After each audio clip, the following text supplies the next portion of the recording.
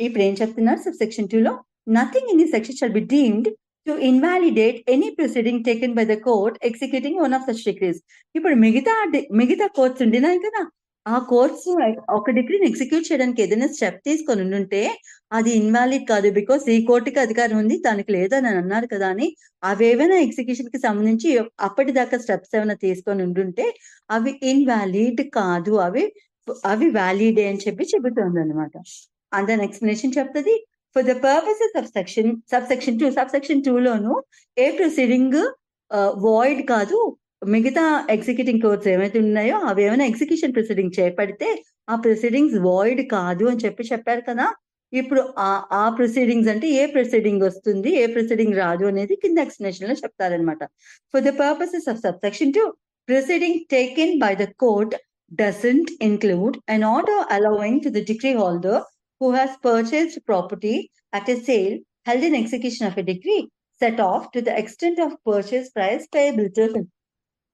ఏం చెప్తున్నారండి, ఇది డిగ్రీ హోల్డర్ కనుక ఒక ప్రాపర్టీకి సంబంధించిన ఎగ్జిక్యూషన్ జరిగినప్పుడు పార్ట్ ఆఫ్ ఇట్ ఎంతవరకు అయితే పర్చేసర్ పే చేసి ఉండినారో ఆ ప్రాపర్టీ అంత వాల్యూ వరకు సెట్ అసైడ్ చేయమని అడుగుతారు కదా, అటువంటి ప్రొసీడింగ్ మాత్రం ఇందులోకి రాదు అని చెప్తున్నారు అనమాట. For the purposes of subsection 2, proceeding taken by the court doesn't include an order allowing the decree holder, అంటే డిగ్రీ హోల్డర్ ఈ పర్టికులర్ పని చేసినప్పుడు దాన్ని అయితే అలౌ చేయదు అనమాట. Degree holder who has purchased property అంటే ఆప్షన్ లోను డిగ్రీ హోల్డరే పర్చేస్ చేయకూడదు అని చెప్పి ఒక నామినల్ రూల్ ఉంటుంది. ఏదైనా జడ్జ్మెంట్ అథారిటీ యొక్క ప్రాపర్టీ వేలం వేస్తున్నప్పుడు డిగ్రీ హోల్డర్ పర్చేస్ చేయకూడదు, except in few exceptional circumstances we'll deal with that latter. But particularly general rule ఏముంటుందంటే అతనే పర్చేస్ చేయకూడదు, బికాస్ అతను తక్కువ అమౌంట్స్ కి బిడ్ చేసుకోవచ్చు కదా. ఇప్పుడు for example ₹1,00,000 worth of judgment authority వేలం వేస్తున్నారు, అది 2 లక్షలకు అమ్ముడుపోవచ్చేమో. ఇతను వచ్చి బిడ్ లోని 80,000 70,000 బిడ్ చేశాడు అనుకోండి, కావాలని ఇట్లా మ్యానిపులేట్ చేసి. సో అందుకని అట్లా చేస్తారని ఏం చేస్తారంటే యూనో ఆ డిగ్రీ హోల్డర్ ని ప్రివెంట్ చేస్తారనమాట ఆ బిడ్ లో పార్టిసిపేట్ చేయడానికి. సో ఇతను కనుక అట్లా పార్టిసిపేట్ చేసి అట్లా బిడ్ కనుక ఏమైనా వేసి ఉండుంటే అటువంటి ప్రొసీడింగ్స్ ఏవైతే ఉంటాయో అవి అయితే నల్లిఫై చేస్తారనమాట. అవి ఎగ్జిక్యూషన్ ప్రొసీడింగ్స్ అదొక భాగం కదా. సో ప్రీవియస్ వేరే కోర్ట్స్ ఏమైతే ఉన్నాయో ఏమైనా ఎగ్జిక్యూషన్ ప్రొసీడింగ్స్ చేపడితే అవి నల్ అండ్ వాయిడ్ కాదు అని చెప్పారు కదా. అలా చెప్పినప్పుడు ఆ ప్రొసీడింగ్స్ లోకి ఈ ప్రొసీడింగ్ కూడా వస్తుంది కదా. డిగ్రీ హోల్డరే వెళ్ళి అక్కడ సేల్ కండక్ట్ చేసినప్పుడు వెళ్ళి ప్రాపర్టీ కొనుక్కున్నారు అనుకోండి, అటువంటి ప్రొసీడింగ్స్ ఏమైతే ఉన్నాయో అవి నల్లిఫై అయితే అవుతాయని చెప్తున్నారు అనమాట. ఈ ఒక్కదానికి ఎక్సెప్షన్ ఉంటుంది. మిగతా కోర్ట్స్ ఏమైతే ఉండినాయో డిగ్రీ పాస్ చేసిన కోర్ట్స్ అవి ఏమైనా ఎగ్జిక్యూషన్ కి సంబంధించి ఏమైనా ప్రొసీడింగ్స్ చేపడితే అవైతే వాయిడ్ కాదు. ఈ ఒక్క కోర్టుకి అధికారం ఇచ్చారు కాబట్టి మిగతా కోర్ట్స్ చేసిన పనులన్నీ వాయిడ్ కాదు అని చెబుతోంది section 63, right. And then section 64 చెబుతుంది private alienation of property after attachment to be void. Court ఒక ప్రాపర్టీని అటాచ్ చేసిన తర్వాత దాని మీద జడ్జ్మెంట్ ఏమైనా ఎలినేషన్ చేస్తే, ఎలినేషన్ అంటే దాన్ని డిస్పోజ్ ఆఫ్ చేయడం, అమ్మేయడమో లేదంటే తనఖా పెట్టడమో, మార్గేజ్ చేయడమో, లీజ్ గీయడమో, లేదంటే లైక్ గిఫ్ట్ ఇచ్చేసేయడమో, ఇలా రకరకాల ట్రాన్స్ఫర్స్ 7 kinds of ట్రాన్స్ఫర్స్ ఉంటాయి కదా. టీపీ యాక్ట్ చదువుకుంటాం, అందులో ఏ కైండ్ ఆఫ్ ట్రాన్స్ఫర్ చేయకూడదు, చేసినా అటువంటి ట్రాన్స్ఫర్ చెల్లదు. ఇట్ ఈస్ వాయిడ్ అబ్ ఇనిషియో. ఎప్పుడంటే కోర్టులోను ఒక ప్రాపర్టీ అటాచ్ అయిపోయిన తర్వాత దాని మీద ఏ ట్రాన్సాక్షన్స్ చేయడానికి జడ్జ్మెంట్ అథారిటీకి అధికారం ఉండదు అని చెప్తుంది. చేసిన అటువంటి ట్రాన్సాక్షన్స్ చెల్లవు అని చెబుతుంది అన్నమాట. Private alienation of property after attachment to be void, where an attachment has been made. Any private attachment చేసిన తర్వాత ఎవరు చేస్తారు? ఆబ్వియస్లీ కోర్ట్ చేస్తుంది. కోర్టు ఒక ప్రాపర్టీ జడ్జ్మెంట్ అథారిటీకి సంబంధించిన ప్రాపర్టీని అటాచ్ చేసిన తర్వాత any private transfer or delivery of the property. Private transfer ఎందుకు అవుతుంది? ఇప్పుడు ఆ ప్రాపర్టీ మీద ఇది గ్రిప్ ఎవరు తీసుకొని ఉండినారు? కోర్టు తీసుకొని ఉంటుంది కదా. కోర్టు తన ఆధీనంలోకి ఆ ప్రాపర్టీ తీసుకొని ఉంటుంటది కదా. ఇప్పుడు ఆ ప్రాపర్టీని ఎలినేట్ చేస్తే అది ప్రైవేట్ ఎలినేషన్ అవుతుంది అనమాట. అంటే జడ్జ్మెంట్ అథారిటీ తన సొంతానికి దాన్ని అమ్మేసుకోవడం అనమాట. అమ్ముకోవడం, ఏదైనా ట్రాన్సాక్ట్ చేయడం. So private transfer or delivery of property attached or any interest there అంటే దాని మీద ఇంకా ఏదైనా ఇంట్రెస్ట్ ఉండుంటే ఆ ఇంట్రెస్ట్ ని కూడా ట్రాన్స్ఫర్ చేశాడు అనమాట. ఫర్ ఎగ్జాంపుల్ మనవాడు అనుకోండి, అది ఆన్సెస్ట్రల్ ప్రాపర్టీ అనుకోండి, తనకి ఆ ప్రాపర్టీ మీద హక్కు ఉంటుందా, ఆ ప్రాపర్టీని అటాచ్ చేసిన తర్వాత ఆ ప్రాపర్టీని అతను అమ్మేయడం, వేరొకరికి గిఫ్ట్ ఇచ్చేయడం, అటువంటివి ఏమైనా చేస్తే అని చెప్తున్నారు అనమాట. Okay, any private transfer of delivery of property attached or any interest there or and any payment to the judgment debtor. ఇదే కాకుండా ఇంకేం చెప్తారంటే జడ్జ్మెంట్ డెటార్కి ఇంకెవరైనా బాకీ ఉండినారు అనుకోండి, లేదంటే అతనికి అటాచ్ చేసిన ప్రాపర్టీ ఏమైతే ఉన్నిందో అది అతని ఇల్లు అనుకోండి, లేదంటే అతనికి షేర్స్ ఉన్నాయనుకోండి కార్పొరేషన్ లోను, ఏదైనా పబ్లిక్ కార్పొరేషన్, ఆ షేర్స్ అటాచ్ కాబడి ఉన్నాయనుకోండి, అటువంటి ఇంటి నుంచి వచ్చిన రెంట్, అతనికి ఏమైనా అప్పులు ఉంటే ఆ అప్పు తీర్చేయడానికి అతని యొక్క జడ్జ్మెంట్ అటాచ్ వచ్చి అతనికి అప్పు ఇచ్చేసారనుకో, ఆ అప్పు రిసీవ్ చేసుకునే రైట్, ఆ డబ్బు రిసీవ్ చేసుకునే రైట్, లేదంటే ఏమైనా కంపెనీల నుంచి షేర్స్ లో అది ఇన్వెస్ట్ చేసినప్పుడు డివిడెండ్స్ అవి వస్తాయి కదా, అవి తీసుకునే రైట్ ఏమీ జడ్జ్మెంట్ అటార్కి ఉండదు. బికాస్ అవి కోర్టు ఆధీనంలో ఉన్నాయి, అటాచ్ కాబడి ఉన్నింది కాబట్టి ఈ జడ్జ్మెంట్ అటార్కి పర్సనల్ రైట్ ఏమీ ఉండదు వాటిని ఎంజాయ్ చేయడానికి అనమాట. అట్లా చెల్లిస్తే ఆ చెల్లింపులు కూడా చెల్లవు అని చెప్తారు. ఫర్ ఎగ్జాంపుల్ జడ్జ్మెంట్ అటార్కి ఇంకొక వ్యక్తి ₹1,00,000 ఇవ్వాల్సి ఉండే, అతను వచ్చి ఆ ₹1,00,000 జడ్జ్మెంట్ అటార్కి చెల్లించేశారు అనుకోండి, అతని డెట్ కోర్టులో అటాచ్మెంట్ లో ఉన్నింది, రైట్? కానీ ఆ వ్యక్తి ఆ డెట్ అమౌంట్ ఏవైతే ఉందో అది తీసుకొచ్చి జడ్జ్మెంట్ అటార్కే ఇచ్చేసారు, కోర్టులో డిపాజిట్ చేయకుండా అనుకోండి. ఇప్పుడు అతనైతే అతని డెట్ నుంచి విముక్తుడు కాడు అనమాట. Because he didn't properly pay his debt. అతని డెట్ పే చేయాల్సి ఉంటే అతని డబ్బు సో కాల్డ్ ఎంతైతే బాకీ ఉన్నాడో అది కోర్టు జప్తు చేసింది కాబట్టి కోర్టులో డిపాజిట్ చేయాలి, కానీ జడ్జ్మెంట్ అటార్కి ఇవ్వకూడదు పర్సనల్ గా. కానీ అతను తీసుకొచ్చి జడ్జ్మెంట్ అటార్కి ఆ ₹1,00,000 పర్సనల్ గా ఇచ్చేస్తే అండర్ జడ్జ్మెంట్ అటార్ అవి వాడుకొని ఉండుంటే ఏం చెప్తున్నారు, ఆ సో కాల్ థర్డ్ పర్సన్ ఎవరైతే ఉండినారో, ఆ జడ్జ్మెంట్ అటార్ ఎవరైతే ఉండినారో వారి లైబిలిటీ నుంచి డిశ్చార్జ్ అయినట్టే కాదు, స్టిల్ అతను బాకీ ఉండినట్టే లెక్క. ఇప్పుడు ఆ ₹1,00,000 చచ్చినట్టు మళ్ళీ కోర్టులో తిరిగి కట్టాల్సిందే వేరొక 1,00,000 తీసుకొని వచ్చి. You understand this concept? Could I make this clear? Clear, ma'am. Yes. చలో. సో ఇలాంటి ప్రాపర్టీ ఏదైనా ఉంటే ప్రైవేట్ అలాంటి ప్రాపర్టీని ప్రైవేట్ గా ఎలినేట్ చేసే హక్కు జడ్జ్మెంట్ అటార్కి ఉండదు. చేసిన అటువంటి ట్రాన్సాక్షన్స్ నల్ అండ్ వాయిడ్.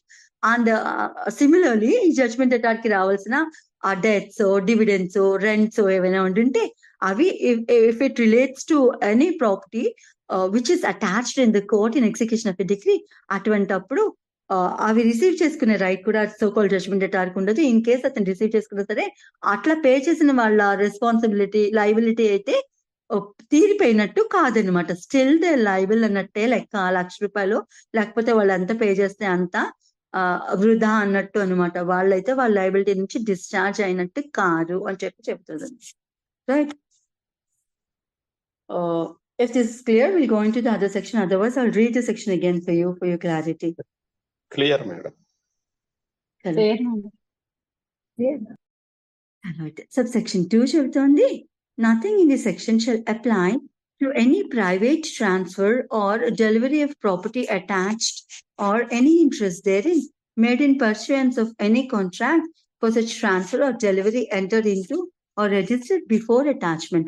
ఇక్కడ ఒక ఎక్సెప్షన్ ఏమిస్తారంటే, కోర్టు అది ఆ ప్రాపర్టీని అటాచ్ చేయకముందు, జప్తు చేసుకోకముందు కనుక ఏదైనా ట్రాన్సాక్షన్ చేశారనుకోండి, that's perfectly valid. Again it is subject to the judgment, outcome of the judgment అనమాట. ఫర్ ఎగ్జాంపుల్ అటాచ్మెంట్ లో జడ్జ్మెంట్ అటార్ యొక్క ప్రాపర్టీ అనేది ఒక ఇల్లు ఉంది, ఆ ఇంటిని అమ్మేసి ఉన్నారో లేకపోతే అమ్మడానికి అగ్రిమెంట్ కుదుర్చుకొని ఉండినారు, అమ్మేసారే అనుకోండి. ఓకే, అమ్మిన తర్వాత లేకపోతే అగ్రిమెంట్ సేల్ కుదుర్చుకున్న తర్వాత సో కాల్డ్ ఈ అటాచ్మెంట్ అయితే జరిగి ఉన్నింది అనుకోండి. సో అతనే లేదంటే అటాచ్మెంట్ జరగకముందు ఎవరికైనా అటువంటి ఇల్లుని గిఫ్ట్ ఇచ్చేసారనుకోండి, లేదు మార్గేజ్ చేశారనుకోండి, ఆ ట్రాన్సాక్షన్స్ అన్ని దే పర్ఫెక్ట్లీ వ్యాలిడ్ బికాస్ అప్పటికి ఇంకా అటాచ్మెంట్ జరగలేదు.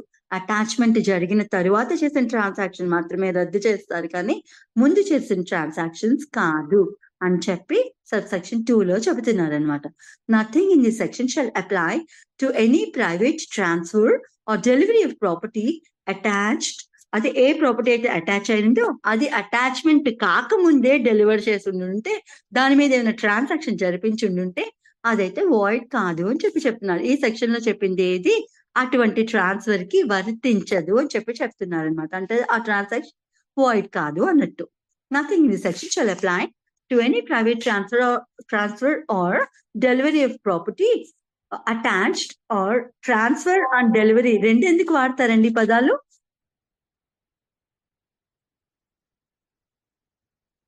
Anyone? Does it make any sense of using these two terms like terminology? ఎందుకు పర్టికులర్ గా యూజ్ చేశారు? ట్రాన్స్ఫర్ అంటే by way of sale deed or anything madam. Delivery అంటే simple. Delivery అంటే without ma'am delivery అంటే already property delivery చేసేసి ఉంటారు madam. Transfer అంటే I'll tell you. Transfer is in relation to immovable property. ఒక immovable property ని మన చేతితో తీసుకెళ్ళి ఇచ్చేయడానికి అవుతుందా? ఇల్లునో పొలాలనో ఇటువంటి ఇమూవబుల్ ప్రాపర్టీస్ ఉన్నాయనుకోండి, ఇక్కడ నుంచి తీసుకో బాబు అని చేస్తే ఇవ్వలేం కదా. మనం దాన్ని ట్రాన్సాక్ట్ చేయాలంటే ఎలా చేస్తాం? దాన్ని ట్రాన్స్ఫర్ చేస్తాం. అదే మూవబుల్ ప్రాపర్టీ ఉందనుకోండి, దాన్ని ట్రాన్స్ఫర్ చేయం, మనం ఏం చేస్తాం? డెలివర్ చేస్తాం కదా. డెలివరీ చేస్తాం. ఎస్, అందుకని టెర్మినాలజీ యూజ్ చేస్తారనమాట.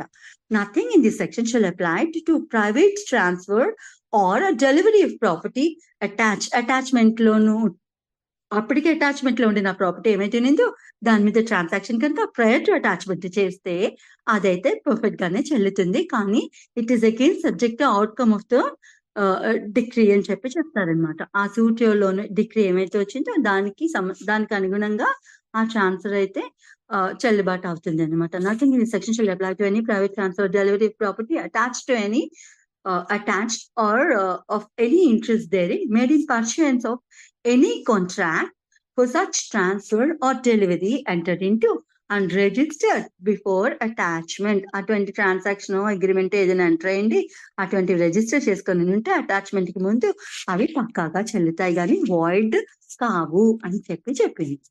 ఎక్స్ప్లెనేషన్ ఏం చెప్తారు? For the purposes of this section, claims enforceable under an attachment include claims for the rateable distribution of assets. ఈ క్లెయిమ్స్ అంటే ఏమిటి అంటే, సేల్ జరుగుతుంది కదా, ఒక ప్రాపర్టీని అటాచ్ చేసిన తర్వాత సేల్ జరుగుతుంది కదా, ఆ సేల్ ప్రొసీడ్స్ ఒకరికన్నా ఎక్కువ డిగ్రీ హోల్డర్స్ ఉంటే వాళ్ళలోను వాళ్ళు ఎంత ప్రపోర్షనేట్ గా వాళ్ళకి రావాల్సి ఉందో అమౌంట్స్ ఆ ప్రపోర్షన్ లోను ఆ సేల్ ప్రొసీడ్స్ ఏమైతే ఉండినాయో వారికి పంచుతుందా రేటబుల్ డిస్ట్రిబ్యూషన్. సెక్షన్ 74 లో క్లియర్ గా చదువుకుందాం రండి. ఫర్ ద టైమింగ్ అదొకటే తెలుసుకోండి. ఏం చెప్తున్నారంటే ఈ సెక్షన్ లోను క్లెయిమ్స్ ఏమేమి ఇంక్లూడ్ అయి ఉంటాయని చెప్తున్నా అనమాట. క్లెయిమ్స్ అండ్ పాసిబుల్ అంటారు అటాచ్మెంట్ ఇంక్లూడ్ అంటే క్లెయిమ్స్ అని చెప్పి ఇక్కడ పదం వాడతారు కదా. సో ఆ క్లెయిమ్స్ లోను రేటబుల్ డిస్ట్రిబ్యూషన్ ఆఫ్ అసెట్స్ కి సంబంధించిన క్లెయిమ్స్ కూడా వస్తాయి అని చెప్తున్నారు. వాట్ ఈస్ రేటబుల్ డిస్ట్రిబ్యూషన్ అనేది మనం సెక్షన్ 74 లో చాలా క్లియర్ గా చదువుకుందాం, రైట్? ఇది మళ్ళీ రిపిటేషన్ అయిపోతుంది కాబట్టి I'm avoiding this year. So this is about section 64. Is this clear? Clear, ma'am. Yes, ma'am. చలో, నా విల్ గో టు సేల్. ఇది ఇంకొక ఘట్టం అనమాట. Execution loan methods of execution ఏం చెప్పుకున్నాం అండి? మోడ్స్ ఆఫ్ ఎగ్జిక్యూషన్ రిపీట్ చేస్తే ఎక్కువ ఎన్నిసార్లు రిపీట్ చేసుకుంటే మనకు అన్నిసార్లు అంత బాగా గుర్తుంటుంది, మన మైండ్ లో ఇంబాయివ్ అయిపోయి ఉండు. ఏమిటండి మోడ్స్ ఆఫ్ ఎగ్జిక్యూషన్? సెక్షన్ 51 లో చెప్పినవి Delivery of property. Attachment on sale or only mere sale, arrest and detention. Very good. Next Appointment of receiver receiver. Appoint చేసుకోవచ్చు. Absolutely. And any లేదా other mode. డిగ్రీలోను ఇతరత్ర ఏదైనా ఆర్డర్ వేసి ఉంటే ఆ mode లో కూడా అని చెబుతుంది సెక్షన్ 51. ఇవన్నీ మోడ్స్ ఆఫ్ ఎగ్జిక్యూషన్ కదా. మనం ఇందులో ఎన్ని మోడ్స్ చదువుకున్నాం? అరెస్ట్ అండ్ డిటెన్షన్ కోసం చదువుకున్నాం కదా అండి. పొజిషన్ కోసం, డెలివరీ ఆఫ్ పొజిషన్ కోసం పెద్ద చదువుకోవడానికి ఉండదు, అది ఎగ్జిక్యూషన్ కి వెళ్ళినప్పుడు చూద్దాం ఎట్లా డెలివర్ చేస్తారు, దాని మోడ్స్ ఏమిటి అనేది ఆర్డర్ 21 లో రూల్స్ లో క్లియర్ గా రాసి ఉంటుంది. ఏ ప్రాపర్టీని ఎట్లా డెలివర్ చేయాలి అనేది అక్కడ రాసి ఉంటుంది, అది మనం అక్కడ చదువుకుందాం. So first kind of mode పెద్ద డిస్కస్ చేసుకోవడానికి ఉండదు. సెకండ్ కైండ్ ఆఫ్ మోడ్ లో భాగంగా మనం అరెస్ట్ అండ్ డిటెన్షన్ కోసం అయితే చదువుకున్నాం. దాని రిలేటెడ్ రూల్స్, ప్రొసీజర్, ప్రాసెస్ అంతా చదువుకున్నాం కదా, సబ్స్టాన్షియల్ ప్రొవిజన్స్. అండ్ దెన్ మనం దాని తర్వాత అటాచ్మెంట్ కి సంబంధించిన ప్రొవిజన్స్ చదువుకున్నాం. Attachment doesn't necessarily include attachment and sale. ఇప్పుడు ఒక ప్రాపర్టీని అటాచ్ చేసేసారనుకో, జడ్జ్మెంట్ అటాచ్ది ఇల్లు నింది, ఆ ఇల్లుని అటాచ్ చేశారనుకోండి, ఆ జడ్జ్మెంట్ అటాచ్కి ఆ ఇల్లు అంటే చాలా ఇష్టం అనుకోండి, వద్దు దీన్ని అమ్మి జప్తు చేసి అవన్నీ చేసే కన్నా నేను తల తాకట్టు పెట్టి ఎక్కడో డబ్బు తీసుకొని వచ్చి కట్టేశారు అనుకున్న జడ్జ్మెంట్ అటాచ్, అప్పుడు అటాచ్మెంట్ నుంచి ఆ ఇల్లుని విముక్తి చేసేస్తుంది కోర్టు. సో కంపల్సరీ అటాచ్ చేసిన ప్రతిదీ అమ్మేయాలి అనే రూల్ లేదు అనమాట. So it may be attachment. అంటే అటాచ్మెంట్ దేనికి చేస్తారు? డబ్బు కట్టేస్తే వాళ్ళని విడుదల చేసేస్తారు దాన్ని. లేదు అతనికి వేరే ఇతరత్ర ఏ సోర్స్ లేకపోతే అటాచ్ చేసిన ప్రాపర్టీ ఏమైతే ఉందో దాన్ని అమ్మి దాని ప్రొసీడ్స్ ఆ డిగ్రీ హోల్డర్ కి ఇప్పిస్తారు. ఇది కదా పర్పస్ ఆఫ్ అటాచ్మెంట్. సో ఇట్లా ఈ సినారియోలోను తో attachment need not necessarily follow sale compulsorily. Like తో అటాచ్ చేసిన తర్వాత నేను ఇందాక చెప్పిన ఎగ్జాంపుల్ ప్రకారం జడ్జ్మెంట్ అటాచ్ కనుక ఏదైనా అమౌంట్ తెచ్చి కట్టేశారు అనుకోండి, ఆ డిక్రీటల్ అమౌంట్, అప్పుడు అటాచ్మెంట్ నుంచి ఆ ప్రాపర్టీని రిలీజ్ చేసేస్తుంది. లేదు ఆ జడ్జ్మెంట్ అటాచ్ కనుక అలా కట్టలేకుండా ఉండిన పరిస్థితుల్లోనూ అప్పుడు ఆ ప్రాపర్టీకి అగెన్స్ట్ గా ప్రొసీడ్ అయ్యి సేల్ ప్రొక్లమేషన్ ఇవన్నీ జరిపించి ఆ ప్రాపర్టీని అమ్మి ఆ ప్రొసీడ్స్ డిగ్రీ హోల్డర్ కి ఇప్పిస్తుంది అనమాట. సో దానిలో భాగంగా అటాచ్మెంట్ చదువుకున్నాం. ఇప్పుడు సేల్ కోసం ఉండిన ప్రొవిజన్స్ ఏవైతే ఉన్నాయో సబ్స్టాన్షియల్ ప్రొవిజన్స్ అది చదువుకుందాం. And this falls in section 65. 65 loan పర్చేసర్స్ title కోసం చెప్తాడు. Who is this purchaser? అట్లా మనం ఇందాక చెప్పుకున్నట్టు అటాచ్ చేసిన జడ్జ్మెంట్ అటాచ్ కనుక పాపం కట్టలేకుండా ఉంటే ఆ డిక్రీటల్ అమౌంట్ అటాచ్ కాబడిన ప్రాపర్టీ ఏవైతే ఉందో ఫస్ట్ సేల్ ప్రొక్లమేషన్ ఇష్యూ చేస్తారు. తర్వాత ఇంకా కొంచెం ప్రొసీడింగ్స్ అన్ని ఉంటాయి దానికి సంబంధించినవి. అన్ని జరిగిన తర్వాత సేల్ కనుక ప్రాపర్ డేలోను అనౌన్స్ చేసిన డేలో కండక్ట్ చేసేసి ఆ ప్రొసీడ్స్ కనుక వచ్చుంటే ఆ డిగ్రీ హోల్డర్ కి అయితే ఇస్తారు.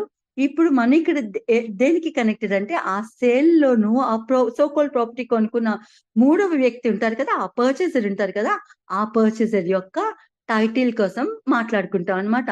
వారికి ఆ టైటిల్ ఎప్పుడు వచ్చేస్తుంది? ఫర్ ఎగ్జాంపుల్ జడ్జ్మెంట్ అటాడాక ఆ ఇల్లే వేలం వేసేసారు, అది సమ్ ఎక్స్ కొనుక్కున్నారు అనుకోండి, ఎక్స్ ఆ ప్రాపర్టీకి ఓనర్ ఎప్పుడు అవుతారు, టైటిల్ ఎప్పుడు వస్తుంది అతనికి అనేది ఈ సెక్షన్ చెబుతుంది అనమాట. Where immovable property is sold in execution of a decree. ఒక ఇమూవబుల్ ప్రాపర్టీ ఒక డిగ్రీని ఎగ్జిక్యూట్ చేసే తరుణంలో కనుక అమ్మే ఉండుంటే ఎవరు అమ్ముతారు? Obviously court, right? Where immovable property is sold in execution of a decree and such sale has become absolute, the property shall be deemed to have vested in the purchaser from the time when the property is sold and not from the time when the sale becomes absolute. మళ్ళీ ఇది కొంచెం confusing గా ఉంటుంది. ఏంటి ఏం చెప్పారంటే the property shall be deemed to have vested in the purchaser. ఒక property కనుక ఒక పర్చేసర్ అటువంటి సేల్ లో కొనుక్కొని ఉండినప్పుడు అండ్ ఆ సేల్ అబ్సల్యూట్ అయిపోయి ఉండినప్పుడు, సేల్ ఎప్పుడు అబ్సల్యూట్ అవుతుంది అనేది కూడా మనకి తెలియాలన్నమాట. అంటే దానికి సంబంధించి కూడా చాలా ప్రొవిజన్స్ ఉంటాయి. అమ్మగానే అమ్మేసిన రోజే ఆ సేల్ పర్ఫెక్ట్ అయిపోయి సో ప్రాపర్టీని ఆ ప్రాపర్టీ టైటిల్ డీడ్స్ ని చేత్తో పట్టుకొని ఆ పర్చేసర్ ఇంటికి వెళ్ళిపోవచ్చా, నేను ఆనర్ అయిపోయాను అనుకుంటే కాదు. దానికి సంబంధించి ఇంకా చాలా ప్రొవిజన్స్ ఉంటాయి. ఆ సేల్ అబ్సల్యూట్ అవ్వాలి అన్నమాట. And it has some rules and regulations and some procedure. So అవంతా ఎక్కడ చదువుకుంటామంటే మనం ఎగ్జిక్యూషన్ కి సంబంధించిన ఆర్డర్ 21 లోను చదువుకుంటాం. 89, 90, 91, 92 అందులో చెప్తానన్నమాట. సేల్ ఎప్పుడు అబ్సల్యూట్ అవుతుంది, దానికి సంబంధించిన క్లెయిమ్స్ ఎవరు ఎప్పుడు చేసుకోవచ్చు, ఎలా చేసుకోవచ్చు, క్లెయిమ్ చేస్తే ప్రొసీజర్ ఏమిటి అనేది అక్కడ ఆ రూల్స్ లో చెప్తారు అనమాట. సో కాల్డ్ 89, 90, 91, 92 ఆ రూల్స్ లో ఉంటాయి అనమాట. సో ఆ రూల్స్ ప్రకారం ఏం చెప్తున్నారంటే ఇక్కడ పర్చేసర్ కి టైటిల్ ఎప్పుడు వస్తుంది అంటే ఆ సేల్ అబ్సల్యూట్ అయిపోయినప్పుడు కాదు, ఏ రోజైతే సేల్ కండక్ట్ చేశారో ఆ రోజున పర్చేసర్ కి ఆ టైటిల్ వస్తుంది అని చెప్తున్నారు. సో ఇప్పుడు సేల్ ఎప్పుడు అబ్సల్యూట్ అవుతుంది అంటే I'll tell you. So can I have section 89, 90, 91, 92? At least 92 on the screen, please. Rule 92 of Order 21.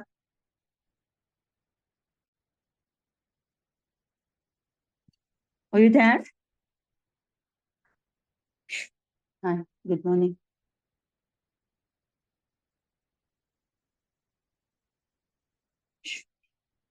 Still in class. Hey.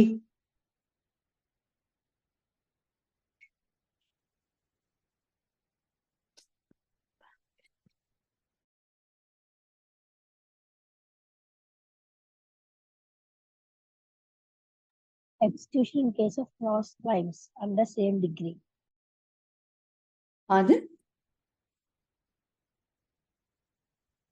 Is anyone speaking anything to me? No, she is reading section 92. Okay. So section 92 కదండి, rule ఇది. Orders లో ఎప్పుడు rules ఉంటాయి Sorry, మనకి, rule. Sections Sorry. Right? Rule 92. Okay. చదువుతారా? చదువునా? నేనే I'll do that for you లేండి. రూల్ 92 చెప్తుంది, sale when to become absolute or to be satisfied. అట్లా జరిపించిన సేల్ ఉంటుంది కదా, కోర్ట్ ఆప్షన్ వేసి, ఆ సేల్ ఎప్పుడు పర్ఫెక్ట్ సేల్ అవుతుంది, అబ్సల్యూట్ గా కన్ఫర్మ్ అయిపోతుంది ఆ సేల్, లేదా ఆ సేల్ ని సెటిస్ఫైడ్ చేసుకోవచ్చు అనేది ఈ పర్టికులర్ రూల్ చెప్తుంది. I will not go into the whole rule, మన ఆర్డర్ 21 చదువుకున్నామండి. ఫర్ ఇన్స్టెన్స్ మీకు for the time being sale ఎప్పుడు అబ్సల్యూట్ అవుతుంది అనే ప్రొవిజన్ చెప్పడానికి మాత్రమే ఇక్కడికి తీసుకొని వచ్చా. Where no application is made under rule 89, 90 or rule 91 or where such application is made, ఏ అప్లికేషన్ అయితే రూల్ 89 లో కానీ 90 లో కానీ 91 లో కానీ పెట్టుకున్నారో, అప్లికేషన్ పెట్టుకోలేదో, లేదా పెట్టుకున్న అప్లికేషన్ ఆ రూల్స్ ప్రకారం పెట్టుకున్న అప్లికేషన్ కనుక డిసలవ్ కనుక చేస్తే అప్పుడు ఆ సేల్ అబ్సల్యూట్ అయిపోతుంది అని చెప్తుంది. The court shall make an order confirming the sale and thereupon the sale shall become absolute. So application మనకి ఏదైనా క్లెయిమ్స్ ఉండుంటే, ఏమైనా ఆబ్జెక్షన్స్ ఉండుంటే ఆ సేల్ కి సంబంధించి దానికి తగ్గ ఇవి ఎక్కడ పెట్టుకోవాలి అంటే సెక్షన్ 89 లో పెట్టుకోవచ్చు, రూల్ 89 లో పెట్టుకోవచ్చు, రూల్ 90 లో పెట్టుకోవచ్చు, రూల్ 91 కింద కూడా ఆబ్జెక్షన్ ఎవరికైతే ఉన్నిందో వాటికి సంబంధించిన క్లెయిమ్స్ ఎవరికైనా ఉండుంటే, ఎవరైనా థర్డ్ పర్సన్ ఫోర్త్ పర్సన్ ఉండినారు అనుకోండి, వారు వచ్చి ఆ ప్రాపర్టీ నాది, నాకు అందులో షేర్ ఉండింది, జడ్జ్మెంట్ ఎట్లా జప్తు చేసి అమ్మేస్తారు అని చెప్పి కోర్ట్ ని కనుక క్వశ్చన్ చేస్తూ ఏదైనా అప్లికేషన్ పెట్టుకున్నారు అనుకోండి, రైట్, అటువంటి వాటిని మనం ఏమని పిలుస్తాం అంటే క్లెయిమ్ అప్లికేషన్స్ అని చెప్పి పిలుస్తాం అనమాట.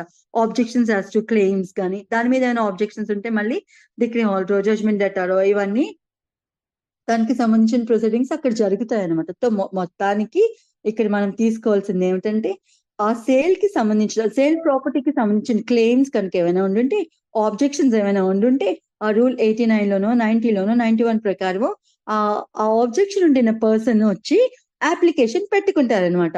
ఇప్పుడు కోర్ట్ ప్రస్తుతానికి ఆ ప్రొసీడింగ్స్ అక్కడ నిలిపి ముందు ఈ ప్రొసీడింగ్స్ మీద ఇవన్నీ జరిపిస్తుంది అనమాట. లైక్ ఆ ప్రొసీడింగ్ ని పర్టికులర్ గా పర్సూ చేస్తుంది. అంటే ఆ పర్టికులర్ పర్సన్ కి ఆ పర్టికులర్ క్లెయిమ్ కి సంబంధించి రైట్ ఉనిందా లేదా, అతను చెప్తుంది కరెక్టా కాదా, అతను క్లెయిమ్ చేస్తోంది కరెక్టా కాదా అనే దాని మీద ప్రొసీడింగ్స్ అంతా జరిపించి ముందు ఆ కన్సర్న్ ప్రొసీడింగ్స్ ని కన్క్లూడ్ చేసిన తర్వాతనే సేల్ దాకా వస్తుంది అనమాట, సేల్ కన్ఫర్మ్ చేయడానికి. సో అట్లా ఎవరైనా అప్లికేషన్ పెట్టుకున్నారు అనుకోండి ఆబ్జెక్షన్ కి సంబంధించి, ఫర్ ఎగ్జాంపుల్ ప్రాపర్టీ వేరొక పర్సన్ కి చెందుతుంది, అతను రైట్ఫుల్ ఓనర్, లేకపోతే అతను హెయిర్ అనుకోండి, లీగల్ హెయిర్ అనుకోండి. సో ఆ ప్రాపర్టీ మీద అతనికి అబ్సల్యూట్ రైట్ ఉంది, లేదా ఇది వరకు ఆ ప్రాపర్టీ ఆయనకి ట్రాన్స్ఫర్ చేసి ఉండినారు అనుకోండి, ఈ బీయింగ్ రైట్ఫుల్ ఓనర్ అని భావించినప్పుడు అతను కోర్టుకు వచ్చి ఒక ఆబ్జెక్షన్ పెట్టుకుంటారు అనమాట ఆ సేల్ కి సంబంధించి.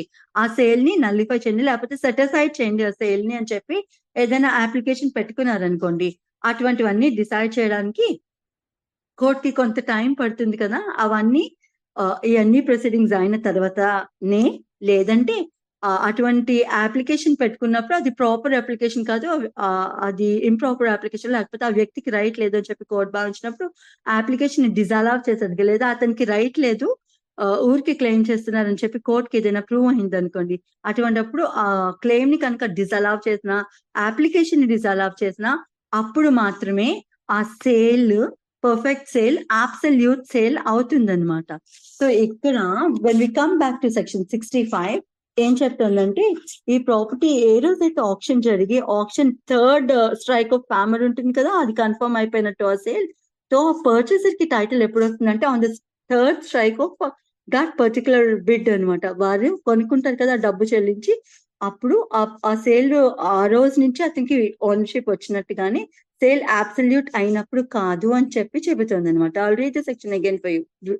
Where immovable property sold in execution of a decree and such sale has become absolute, sale absolute అయిపోయిన తరువాత ఎప్పుడో ఒక 60 days కి మళ్ళీ దానికి సంబంధించిన రూల్స్ ఉంటాయని చెప్పాను కదా, అతను 25% ఆఫ్ డిపాజిట్ కట్టాలి, అటువంటి క్లెయిమ్ ఏదైనా చేయాల్సి వచ్చినప్పుడు, ప్లస్ ఏమో ఒక 60 days టైం ఇస్తారు rest of the amount pay చేయడానికి. ఇలాంటివన్నీ ప్రొసీడింగ్స్ జరగడానికి టైం పడుతుంది అనమాట. టైం పట్టిన తర్వాత అవన్నీ అడ్జడ్జ్ చేసిన తర్వాత మాత్రమే కోర్టు దాన్ని ఆ సేల్ ని అబ్సల్యూట్ సేల్ అని చెప్పి అనౌన్స్ చేస్తుంది అనమాట. కానీ ఇక్కడ పర్చేసర్ టైటిల్ కి వస్తే అట్లా అన్ని ప్రొసీడింగ్స్ అయిపోయిన తర్వాత కోర్టు ఆ సేల్ అబ్సల్యూట్ అని అనౌన్స్ చేసిన తర్వాత ఆ రోజు నుంచి టైటిల్ వస్తుందా, ఏ రోజు బిడ్ వేసుకున్నారో, ఏ రోజు హ్యామర్ లాస్ట్ స్ట్రైక్ జరిగిపోయి అతనికి కన్ఫర్మ్ అయిందో సేల్, ఆ రోజు నుంచి వస్తుందా అంటే ఆ రోజు నుంచే వస్తుందని చెప్పి చెబుతారనమాట. Where immovable property is sold in execution of a decree and such sale has become absolute, the property shall be deemed, భావించండి, ఎవరిని భావించాలి, the property shall be deemed to have vested in the purchaser from the time when the property is sold. ఆ property ఎప్పుడైతే అమ్మారో, ఏ రోజు అయితే అమ్మారో అంటే option జరిగిన రోజు, ఇతను బిడ్ కన్ఫర్మ్ చేసుకున్న రోజు అనమాట. The time when the property is sold and not from the time when the sale becomes absolute.